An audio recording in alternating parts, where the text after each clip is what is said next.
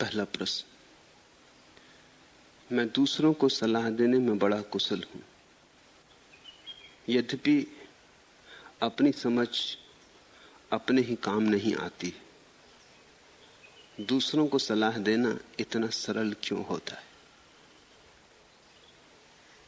महाराज, आप सोचते हैं कि आपकी सलाह दूसरों के काम आती? सलाह किसी के काम नहीं आती। जब आपके ही काम आपकी सलाह नहीं आती तो दूसरे के काम कैसे आ जाएगी? जिसको आपने ही इस योग्य नहीं माना कि इसका उपयोग करूं जीवन में, उसका कौन उपयोग करने वाला है? लुकमान से किसी ने पूछा था, ऐसी कौन सी चीज है दुनिया में जिसे सभी देते हैं और कोई नहीं लेता? लुकमान ने कहा, सलाह। दी खूब जाती है, लेता कोई भी नहीं। तुम खुद ही अपनी सलाह मानने को तैयार नहीं हो। थोड़ा सोचो। मैंने सुना है, एक सूफी फकीर के पास एक स्त्री अपने बेटे को लेके आई और उसने कहा कि इसे जरा समझा दें, मैं हार गई, इसके पिता हार गए, इसके शिक्षक हार गए, हम सबसे समझवा चुके हैं, ये समझता नहीं, अब आप ही एकमात्र आशा है। ये बहुत गुड़ खाता है। फकीर ने कहा, 7 दिन बाद आओ। स्त्री तो समझी नहीं, इसमें 7 दिन बाद आने की क्या बात थी। 7 दिन बाद पहुंची बेटे को लेकर। फकीर ने कहा कि क्षमा करो, 7 दिन और लगेंगे, 7 दिन बाद आओ। ऐसा तीसरी बार भी कहा तो उस स्त्री ने कहा, बात क्या है? उसने कहा, बात तो मैं 7 दिन बाद आओ तभी बताऊंगा। 21वें दिन उस फकीर ने कहा, बेटा गुड़ खाना बंद कर दे। स्त्री ने तो सिर से हाथ मार लिया कि इस सलाह के लिए 21 दिन भटकाया, 3 बार बुलाया। उसने कहा, ये इतनी सी सलाह नहीं, मैं खुद ही गुड़ खाने का बहुत शौकीन।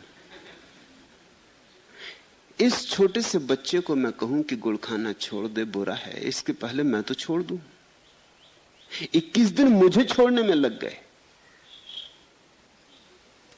और इसे सलाह देता तो बेईमानी की होती, झूठी होती। उस बेटे ने फकीर की तरफ आंख उठा के देखा, उसके चरणों में झुका और उसने कहा, तो मैं भी छोड़ देता हूं। तुम्हारी सलाह में मूल्य तभी आता है जब तुम भी उसे करते हो। तुम्हारा जीवन अगर तुम्हारे विचार के विपरीत है तो लोग तुम्हारा जीवन देखते हैं, तुम्हारा विचार थोड़ी। विचार से कोई प्रभावित नहीं होता, लोग प्रभावित जीवन से होते, तुम्हारे भीतर की अग्नि से होते। बातें तुम आग की करो और तुम्हारे जीवन में राख ही राख हो।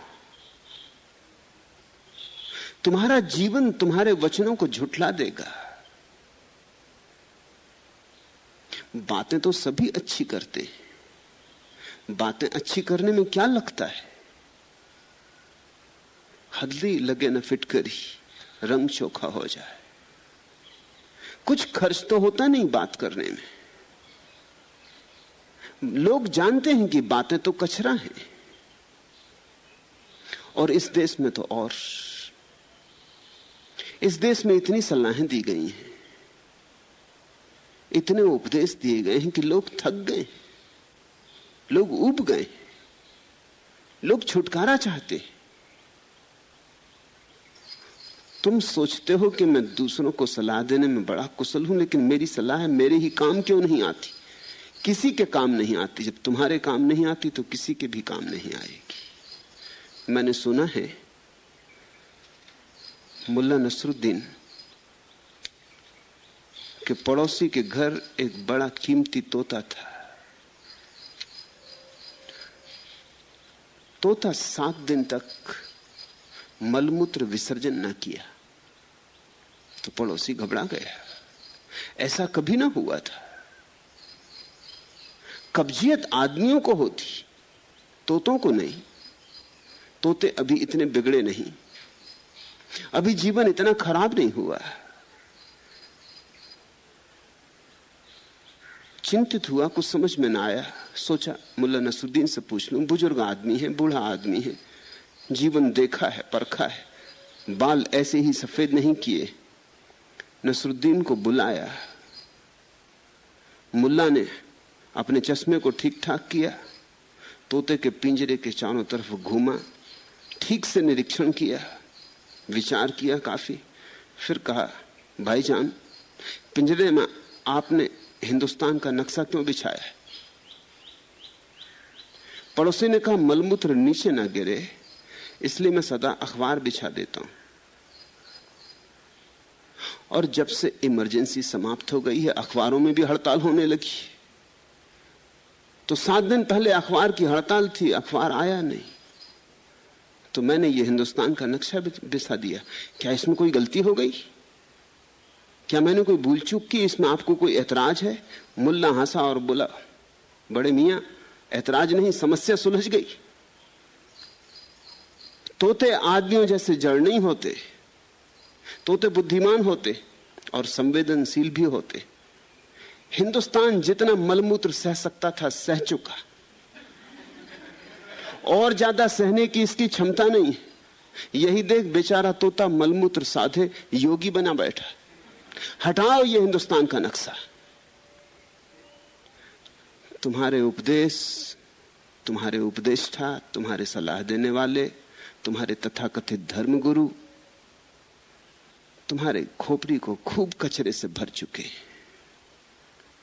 जितनी सलाहें इस देश में दी गई हैं उतनी और कहीं नहीं दी गई। इस देश की दुर्गति का यही बड़े से बड़ा कारण है।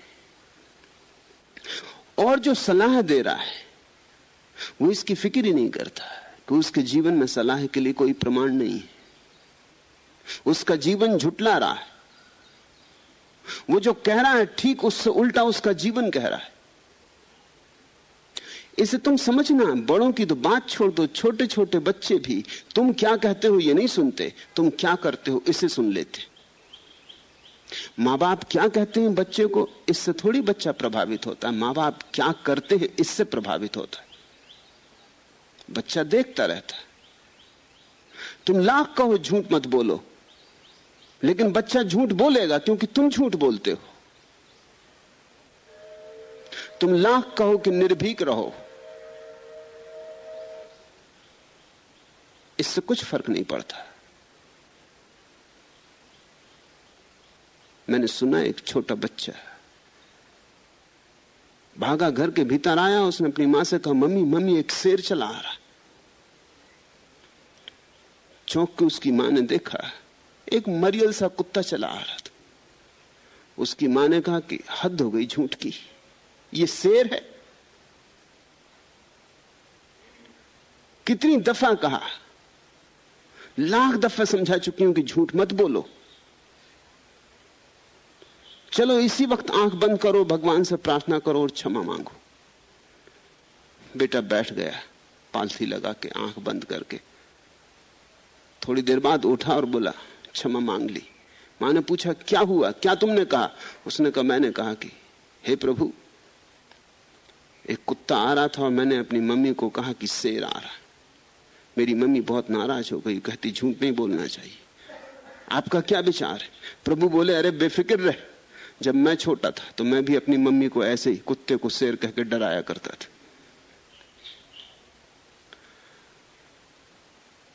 बच्चा जानता तुम्हारा ईश्वर भी झूठा। किससे प्रार्थना करने को कह रहे हो उसको?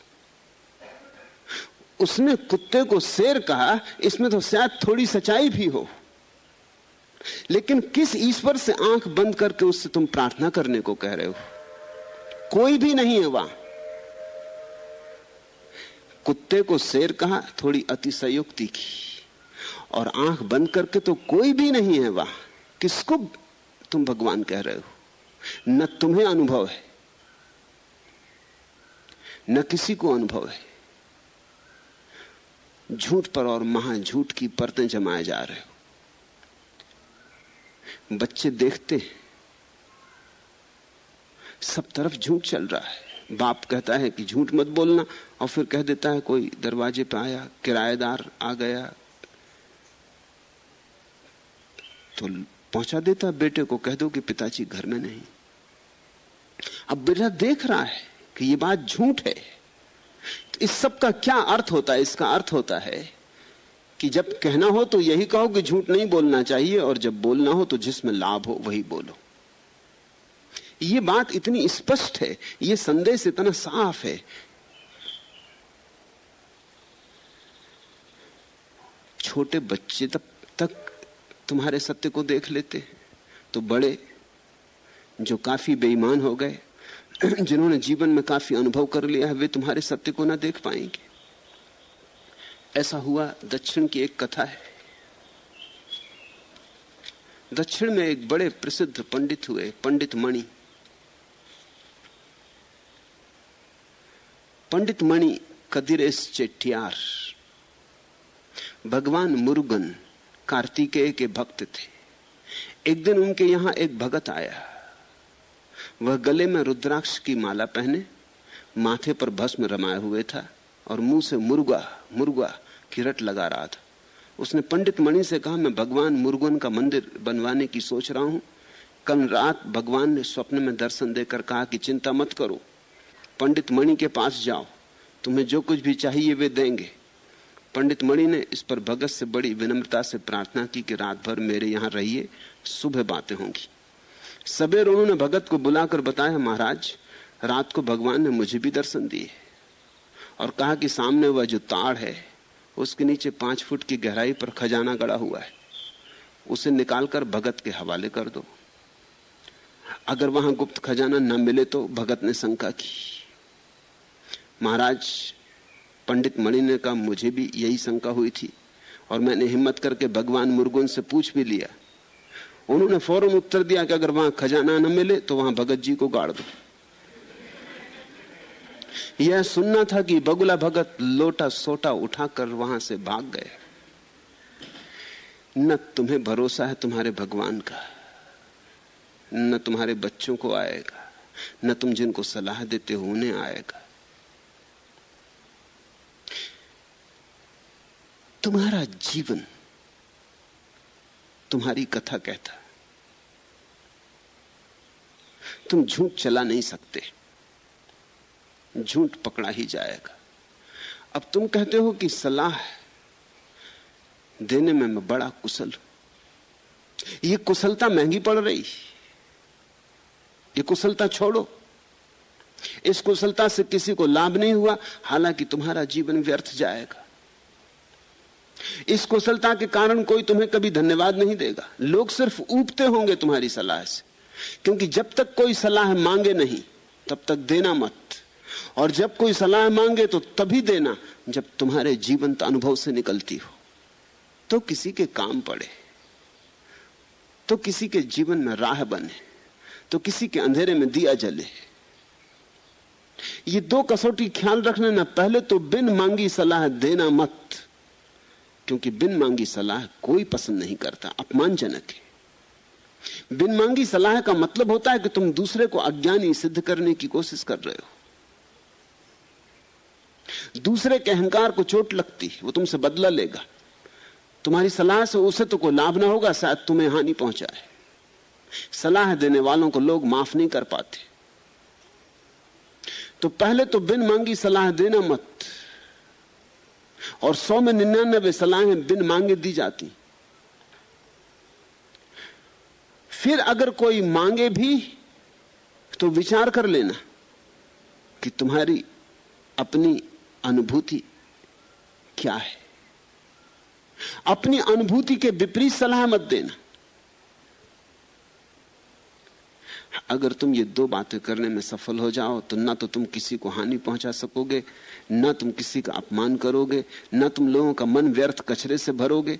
ये कुशलता छोड़ो, ये कुशलता काम की नहीं है, ये गले में फांसी है तुम्हारे। और अगर ये 2 बातें तुमने ध्यान में रखी तो तुम्हारे जीवन में धीरे धीरे निखार आएगा, क्योंकि तुम वही करोगे जो कहोगे और वही कहोगे जो तुम करोगे।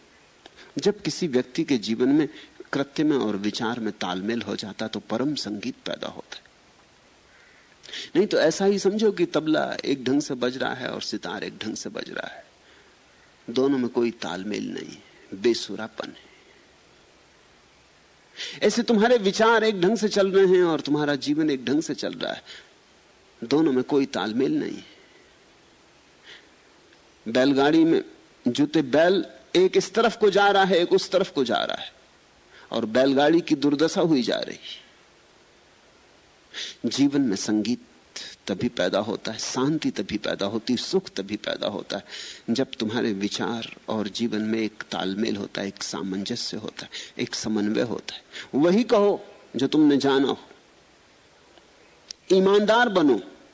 अगर तुमने ईश्वर को नहीं जाना है तो भूल के किसी से मत कहना कि ईश्वर है, कहना कि मैं खोजता हूं, अभी मुझे मिला नहीं। तो कैसे कहूं?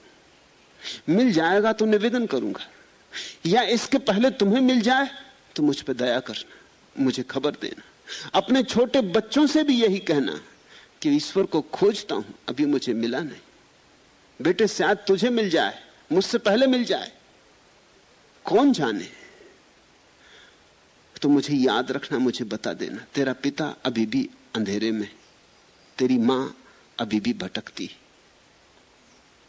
काश तुम अपने बच्चों के प्रति इतने सच्चे हो सको, अपने पड़ोसियों के प्रति इतने सच्चे हो सको, अपने मित्र परिजनों के प्रति इतने सच्चे हो सको।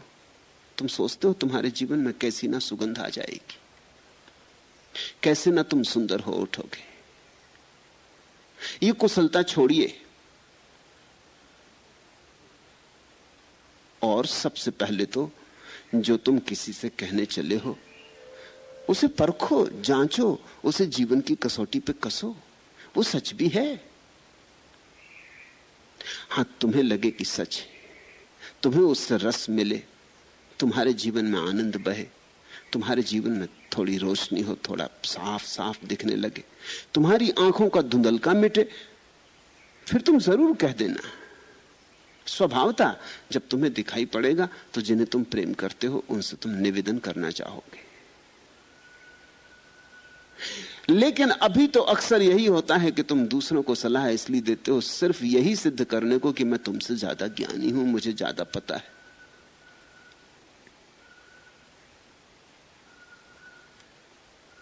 मैं छोटा था तो मेरे गांव में एक बड़े पंडित थे, मेरे पिता के मित्र थे। मैं पिता का सिर खाया करता, कोई भी सवाल उठाता, मगर वे ईमानदार आदमी, उनकी ईमानदारी के कारण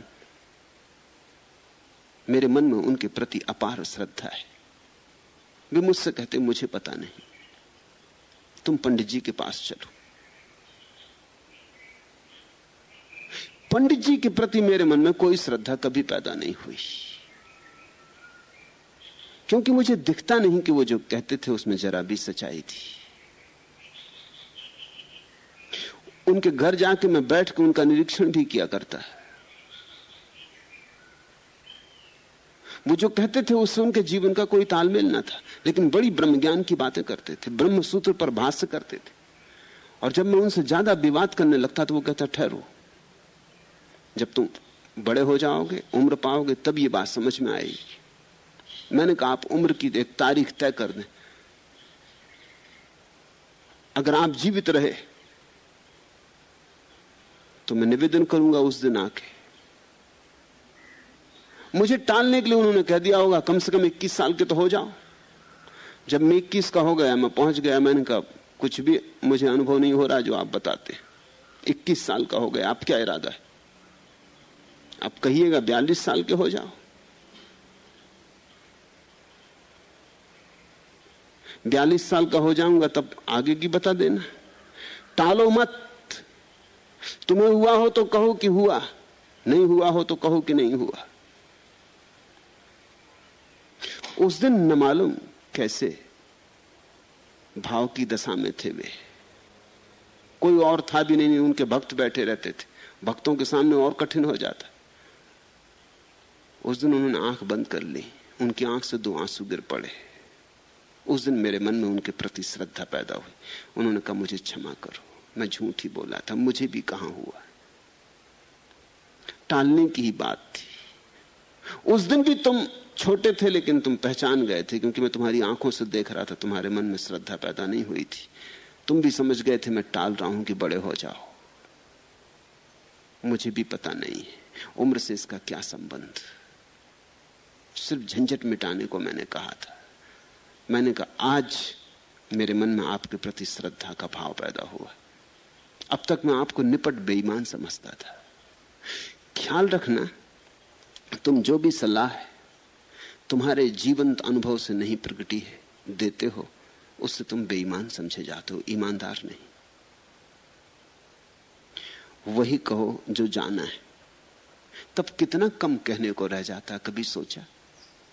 कितना कम रह जाता कहने को। एक पोस्ट कार्ड पर लिख सकते हो, इतना कम बचता है।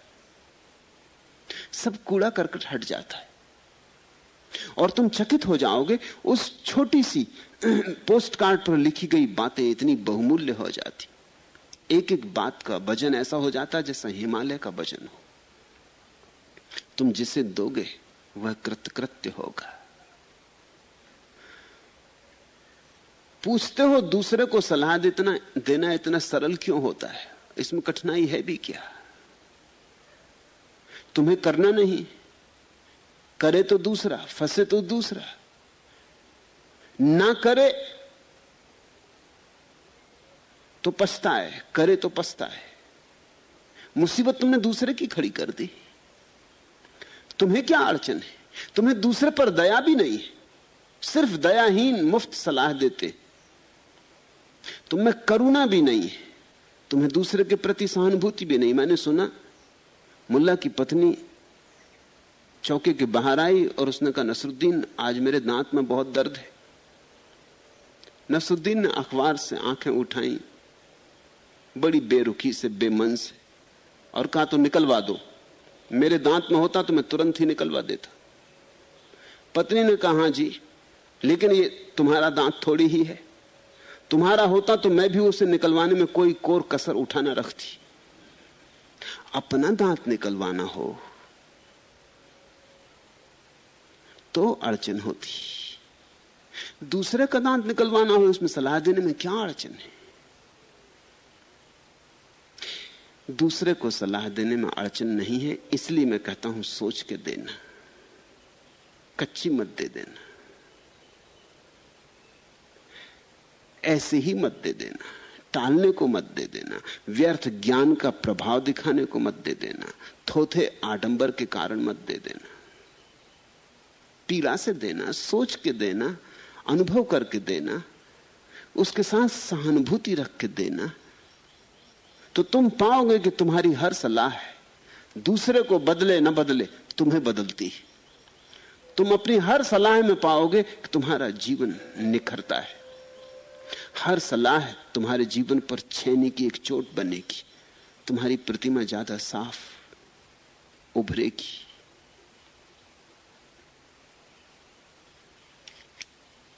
भीड़ में ऐसे कोई इंसान की बातें करे जैसे पत्थर के बुतों में जान की बातें करे। झूठ को सच पर जहां तरजीह देना आम हो, कौन होगा जो वहां पर ज्ञान की बातें करे। है तो खुश फहमी महज, लेकिन बहुत बहस से फायदा। है तो खुश फहमी महज, लेकिन बहस से फायदा। सांप ग्रस्तों से कोई वरदान की बातें करे। मंजिलों की ओर बढ़ना है तो चलते ही रहो, लाख दुनिया गर्दिशो तूफान की बातें करे। जो स्वयं चल पाए कांधे पर लिए अपनी सलीब, हक बजाने भय वही ईमान की बातें करे। जब तक अपने कंधे पर अपनी सूली लेकर तुम न चले हो, तब तक ईमान की बातें करना ही मत। जब तक धर्म के रास्ते पर तुमने तकलीफ न उठाई हो, तब तक धर्म की बात करना ही मत। जब तक प्रभु के चरणों में तुमने अपना सिर काट के न चढ़ाया हो, तब तक प्रभु अनुभव की बात करना ही मत। जब तक अपने मन को राख करके समाप्त न कर दिया हो, तब तक ध्यान समाधि की बात करना ही मत। जो स्वयं चल पाए कांधे पर लिए अपनी सलीब, हक बजाने भय वही ईमान की बातें करे। तब तुम्हें हक मिलता है, नहीं तो गैर अधिकार बात है, हिंसा है। इसे रोको, इसे छोड़ो, इस जाल को तो तुम जब कह रहे हो बड़े बल से, तब भी तुम्हारे भीतर की निर्बलता साफ जाहिर होती, तुम लड़खड़ा रहे हो। तुम कह रहे हो श्रद्धा की बात और भीतर संदेह खड़ा है। इस श्रद्धा में श्रद्धा जैसा कुछ भी नहीं है।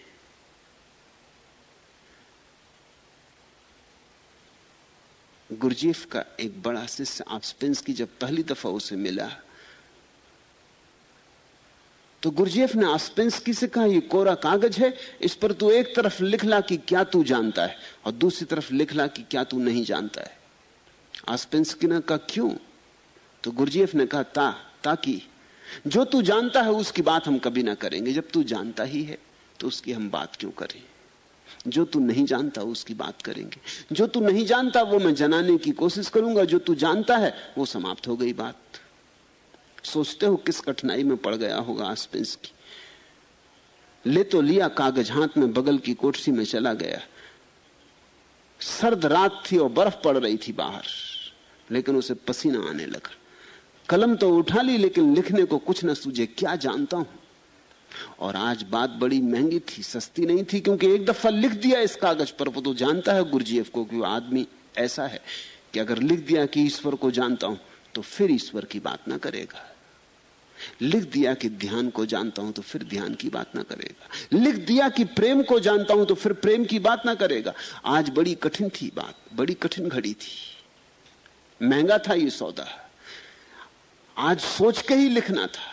खूब सोचने लगा, प्रेम को जानता हूं, ध्यान को जानता हूं, धर्म को जानता हूं, ईश्वर को, आत्मा को क्या जानता हूं। उसने बड़ी किताबें लिखी थी इसके पहले आस्पेंस्की ने, जगत ख्याति थी उसकी। गुरजीएफ को तो कोई जानता भी ना था, एक गरीब फकीर। लेकिन आस्पेंस्की जगत ख्यात था। उसकी किताबें सारी दुनिया में थी, अनेक भाषाओं में अनुवादित हो चुकी थी। लोग उसे ज्ञानी की तरह मानते थे। ये ज्ञानी लेकिन आदमी ईमानदार रहा होगा। एक घंटे भर बाद वापस आया, इसने कोरा कागज गुरजीएफ के हाथ में दे दिया और कहा, मुझे कुछ भी पता नहीं है, आप आबासा से शुरू करें। मैं निपट अज्ञानी हूं, इससे बात शुरू करें। गुरजीएफ ने कहा, तब कुछ हो सकता है। मैं सोच रहा था कि तू कितना ज्ञान अपनी किताबों में बघा रहा है, कितनी बातें तू लोगों को सलाह देता रहा है। आज कसौटी हो जाएगी कि तू आदमी ईमानदार है या नहीं। तू ईमानदार है, मैं तुझे स्वीकार करता हूं, तू इस रास्ते पर बढ़ सकेगा। जगत की बड़ी से बड़ी ईमानदारी इस बात में है कि हम स्वीकार करें कि हमें मालूम नहीं। जो स्वीकार करते हैं कि हम अज्ञानी हैं, किसी दिन ज्ञानी हो सकते हैं। जो स्वीकार करने में झिझकते हैं, जो थोथे और झूठे ज्ञान को अपना ज्ञान दावा करते रहते हैं, उनके ज्ञानी होने की कोई संभावना नहीं।